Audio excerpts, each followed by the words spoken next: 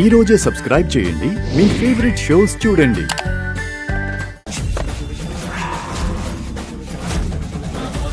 ఏంటది? మూట. ఇవి పెళ్ళప్పుడు రామలక్ష్మికి పుట్టింటి తరపున మనం పెట్టిన నగలే కదా. అవును. అనుకోకుండా గాయాల పాలైన మీ కూతురు అనుకునే మమ్మల్ని నవ్వుల పాలు చేస్తుందిగా. మైదానం సొంతం చేసుకునే ఆటలో ఓడిపోతే గనక మీ కూతురు మెళ్ళలో తాళి కట్టిన నా కొడుకు శౌర్యని తానే స్వయంగా అస్మితకిచ్చి పెళ్లి చేస్తుందంట.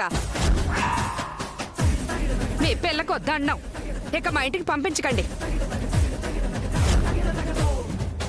రెండు చెప్పులు వాయించేస్తా నీకు. ఆగు జానకి,